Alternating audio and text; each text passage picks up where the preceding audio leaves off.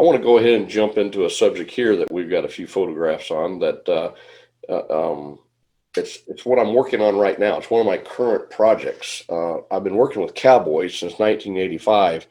Where actually President Reagan and Senator Laxalt and them were some of the first ones of and the Republican Party helped put me on my very first ranch up in Wyoming, and that's how I started chasing cowboys. And so anyway, all through the years, I went from state to state, ranch to ranch, and there would be reservations everywhere. And I so bad wanted to do some photography of some of the Indians. And one of the things I didn't realize at that time that was that there was a kind of differences between the Indians and the working cowboys at that time out west, where they didn't particularly want to be in the same book with each other. And so that's when I concentrated strictly on the cowboys. And I said, I'll come back sometime later and start working with the Indians. I didn't realize it'd be 30 years later. But anyway, I would go from reservation to reservation. I was shot at. We had cars chase us bumper to bumper, getting us off their reservations. I mean, we had some unbelievable experiences that they just did not like that camera at all. I wasn't too bad till I pulled the camera out, and they did not like that. So anyway, I thought, well, this will never happen, and I finally got a chance to work on an Indian reservation, which was my first shoot, which was the Flathead Nation up in northern Montana. I call it the land between the mountains, and it's kind of right in the middle of the Rocky Mountains, and in between area that's one of the most luscious, gorgeous valleys that you'd ever want to see in your life. And you know, everybody's always thinking about these poor reservations, and this one here is probably the most beautiful reservation I've ever been on, and better than most other lands. But what got me on it was a friend of mine who's Tim Ryan. His mother was a full-blooded Flathead Indian, and he actually grew up his whole youth grew up on the Flathead Reservation in near Missoula, Montana. And so one of his things that he asked, we did his first album cover. Now he's a songwriter, singer, and the very first album that we did album cover, he wanted it shot on his homeland where he grew up on the Flathead Nation. So that was quite an opportunity for me to actually go out, and so being that I made friends with all these people, being I was with Tim and his father.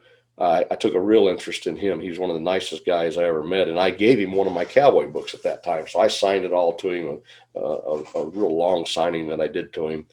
And here about, I guess now about 5 years ago, he passed away, and the elders came in to where his trunk was, and they opened up the trunk, and what was laying on top of everything in the trunk was my cowboy book. And so they read it, and they turned to Tim, and they said, this white man can come and shoot on our land anytime he wants, and you can invite him. And so Tim got a hold of me, and that's kind of how we got started on it. And I went out and started my first trip there. And again, it's like anything, it was a stress. I mean, because not everybody knew that I was friends with Tim Ryan or whatever, but it started out as sort of a celebration. It was a dance contest of some sort, that it was actually for Indians. It was just all Indians that were there, but other tribes did come in from other places. And so I started shooting there.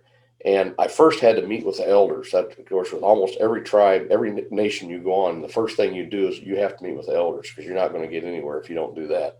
So I sat down with them, and I told them, I said, you know, what I want to do a project on the Native American Indian, and I want to show the honor and their forefathers of what the thinking and the lifestyle and just what honor they had in their lives. And so when I told that, my main examples I showed them was from a photographer around the turn of the century. His name was Edward Curtis, And he was one of the greatest Indian photographers of all time, as far as I'm concerned. He was my total inspiration in this. And to go further with the look of my inspiration was I always say the look of my photography is a combination of Edward Curtis with his sepia tones and a mix of the movie 300. And I never forget that movie. It came out and I watched it about 3 times in a row. Couldn't tell you much about the movie, but the lighting was just unbelievable that they used in it, the coloring and the lighting. And so I took this all and kind of combined that look with Edward Curtis look and came up with the look that I did this show with. And the show, by the way, that I did with the different tribes once we started putting it all together is called Honorable, Worthy of Respect. And so especially once we got the first shoot done and I started doing these shots where I actually kind of did them Edward Curtis style. We would carry old canvases with us and hang them in a tree branch, and I would set up a black cloth over here to block out some of the light, and I'd have one light. Everything of these I did with one strobe light, and then my assistant would use a bounce card over here to bounce the light back into them, which made that beautiful natural looking light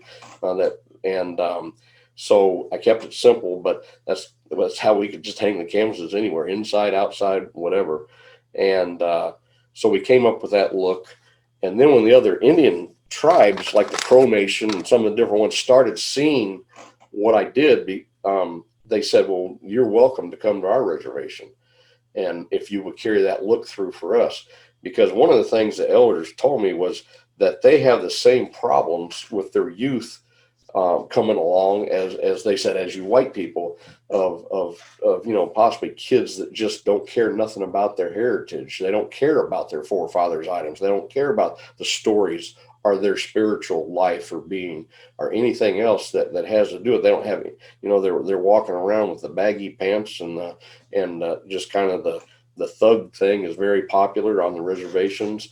And so they were so glad to see somebody just come along and put this look of honor back into their tribe that they actually were very excited. And as far as the elders were concerned, it was very easy to work with. They were very kind to me, very open, very receptive. Now working actually on location with the Indians was another story because, again, they have great reason not to like the white man. And it was very obvious in most of the places I went that I may not be the most popular guy standing there.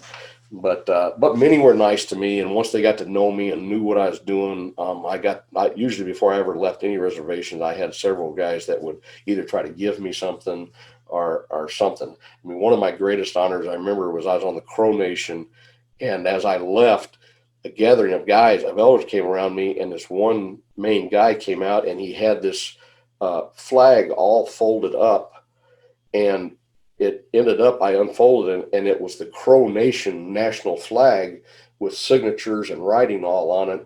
And they said that I was one of the first white guys they'd ever presented the Crow Nation flag to. So I took that as a real honor and compliment. But in this one here, this was actually one of the first shots I did when I got out. This was on the Flathead Nation here, again, just out of Missoula. And the mountains were I believe the Bitterroot Mountains that we're looking at back there, back behind it. And then there's the small stream where there's a small mountain range to my backside. And this is in the spring, and this is the melt off of the winter snows that's coming through, having all this water run through with these beautiful mixture of aspens and birches. And they're just beautiful trees. Their leaves are always that kind of color year round. And it's just a gorgeous area here. And this was an encampment site. I was actually off just wanting to park someplace and relax at this point. I remember we had gone really hard that day. And so I said, let's go over here and let's eat a bite of lunch over here. And when we pull over, there's these teepees sitting there. And I looked over there and I said, wow, this is gorgeous. I got to get a shot of this. So I got out and, of course, shot this picture here. And, it makes it look like it's all by itself. But actually right to the right, there's about 30 teepees out there. And they're all encamped in that area preparing for the show that is taking place.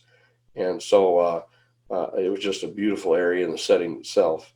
And of course, the quote that is on here, a man's heart away from nature grows hard. Um, that's from the Ogallala Sioux. It was a Standing Bear. It was a quote from him, and that just it fits very much this picture and the setting. And the picture next to it, this is really a good looking Indian. This is my wife's, actually her very favorite shot I did of the Indians. Just the feel of it, and the story to it and everything else. This is Nez Pierce.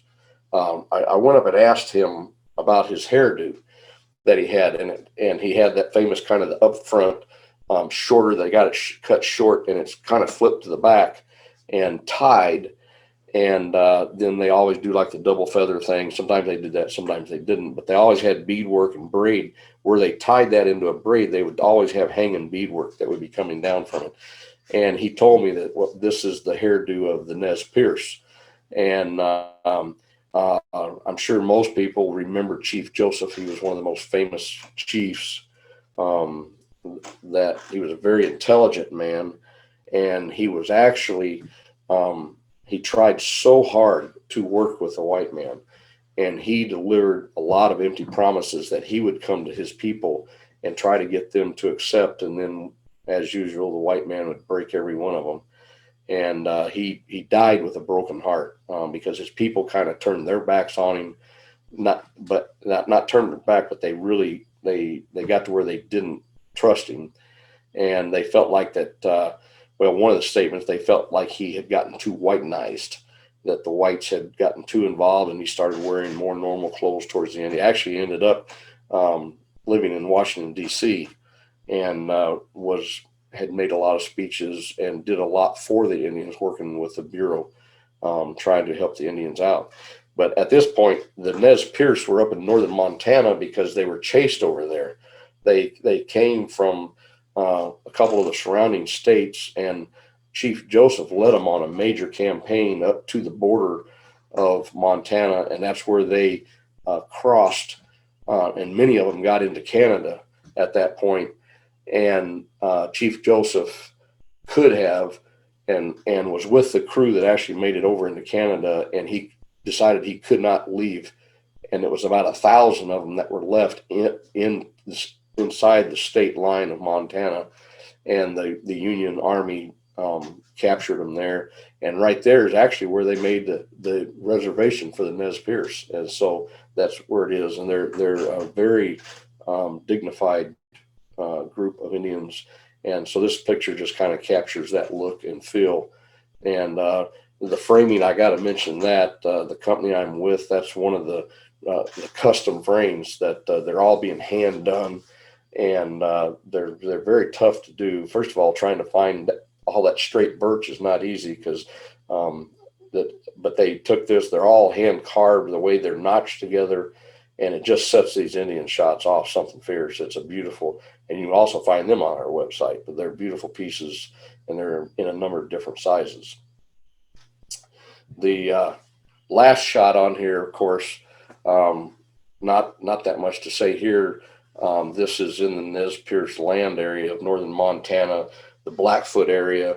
It's all kind of right across there, and this was just one of the ceremonial dances with this feather set that's on the back of an Indian. It would fill. They were huge. The sprays, or whatever that they would call them, they were very large, and many times eagle feathers and stuff were mixed in here. In this case, I think it was a lot of turkey feathers and stuff that were in there, but it just it goes good with the wording. It's a very nice shot that they chose.